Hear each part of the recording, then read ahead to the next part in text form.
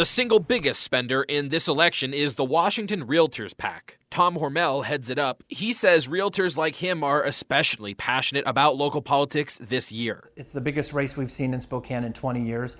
It's a housing crisis of absolute epic proportions. They've spent hundreds of thousands of dollars in independent expenditures. That means rather than contribute directly to a candidate, they buy ads, in this case on Facebook. Our content is always, here's what our candidate stands for. We take a positive approach. The bulk of that money is going to Nadine Woodward, nearly $100,000. She was willing to get all the stakeholders together, not just government officials, but also builders, developers, homeowners, to put a group together to look at this. She didn't say that I have all the answers and here's my plan.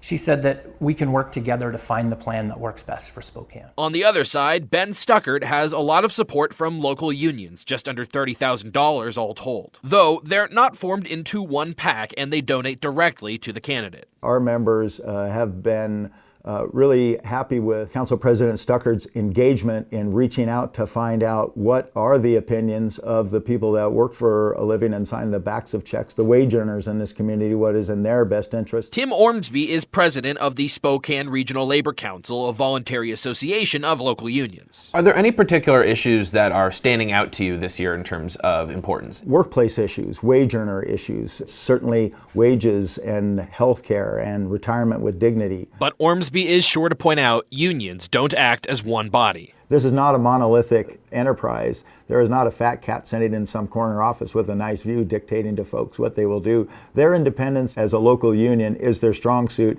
and something they jealously protect. Hormel, too, takes issue with some of the public perception about his PAC. You know, when somebody says we were buying a voice or buying an election, when you're educating people, that's all you're doing is educating people. They still have to go to that ballot box and make their own decision. You know, when somebody rails against the realtors, they're railing against 2,200 small business people. And does all the money that's being used in the independent expenditures come from those 2,200 members? Not all of it. You know, there's 22,000 statewide members, and we all put into that PAC. Both sides say their respective candidates are the ones most likely to listen to them when making decisions about policy. But both also say they'll want to work with whoever takes office. In Spokane, Casey Decker, KREM 2 News.